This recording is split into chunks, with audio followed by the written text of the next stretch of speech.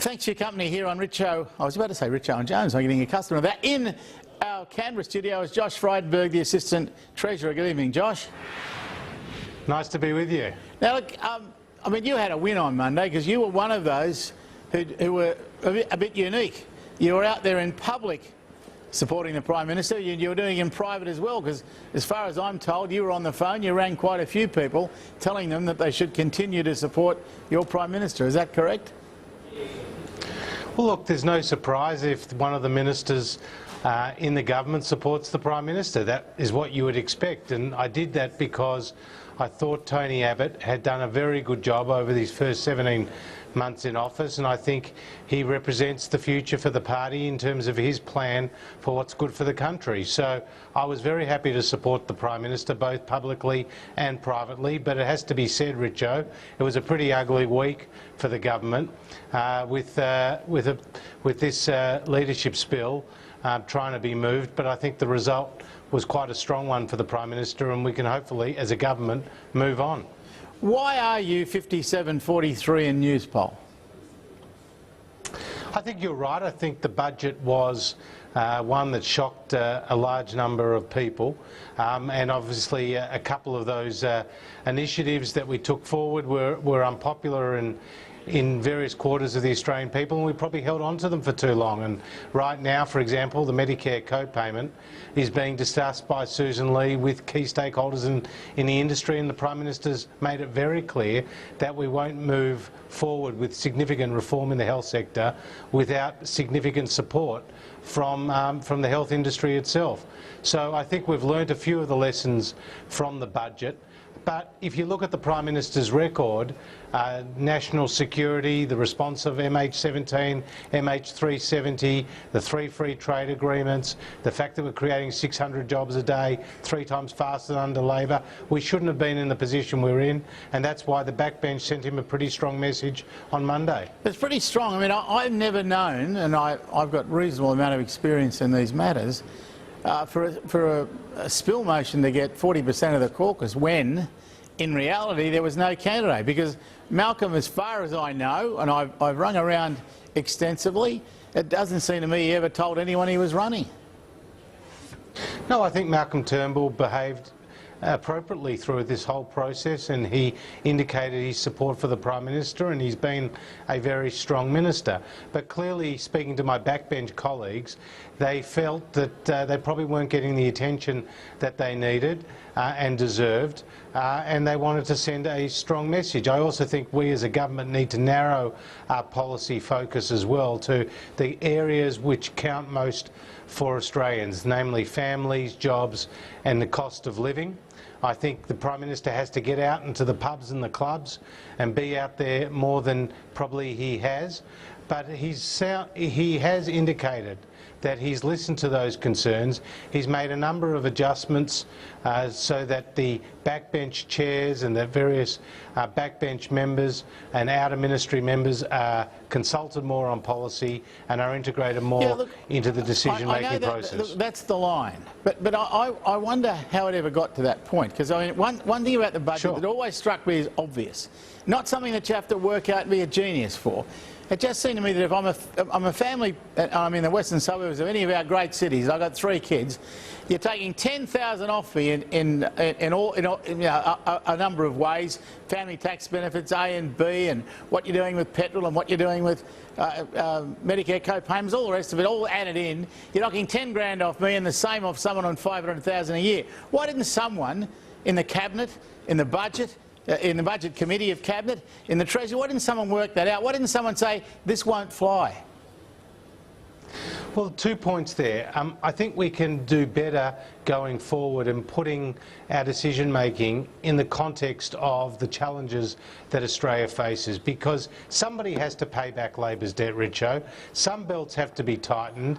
We had a 2% deficit levy for higher income earners, and we wanted to spread the burden across the board. So we have to look, for example, after the Commission of Audit indicated this, we have to look at the sustainability of Medicare going forward. We have to look at funding tertiary institutions regions as well as they are funded in the region, and we can't, with the debt position we are, continue to hand out money to that sector. So we have to produce outcomes that set Australia up for the future, but also within the budgetary context that we find ourselves.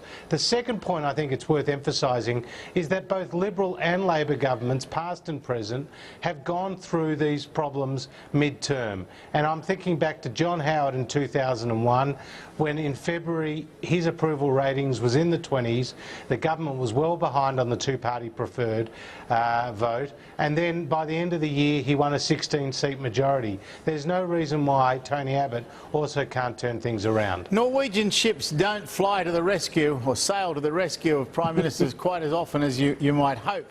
But as I note, there has started to be some contrition, some acknowledgement there was a problem. Now, you're the Assistant Treasurer. I mean, are you looking at an alternative approach? Are you Alan Jones and I were going to talk about superannuation last night. We're now going to do it next week. But that's a $46 billion operation in tax concessions of the budget. There's got to be savings there. In terms of international companies, be it Google or Apple or whoever, there's got to be a way of taxing some of the enormous sums they're taking out of the country. Are they priorities for you? Certainly they're priorities. Let me explain superannuation first. I mean, I think Australia has done very well, and I thank Paul Keating for compulsory super, because it's enabled people to supplement or substitute their age pension, and that's very important. And Australia has one of the largest pools of funds under management in the world, just over $2 trillion, and it's growing as we move from 9.5% compulsory super where we currently are. But we have to get the balance right on the tax side as well. When it comes to multinationals, we're doing a lot in that area. Labor's rhetoric is, well, you know, you're missing out on all this money from the multinationals.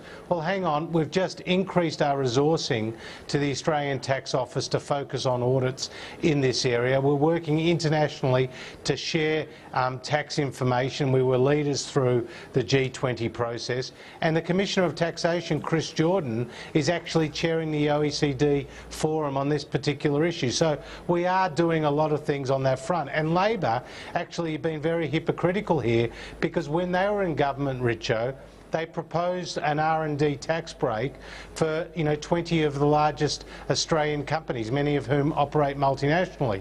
But when they came into opposition, they rejected our move to find that saving. Well, fortunately, last night in the Senate, we got the support of the crossbenchers to outvote the Labor Party, and now we have got that $1.3 billion saving, and that's a good outcome. And we have targeted some of the larger companies which Labor refused to do.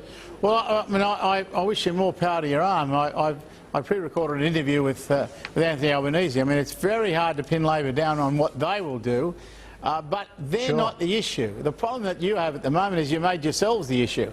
The only ones that people are talking about are the government. Look, I know you've got to go, but I do have a last question.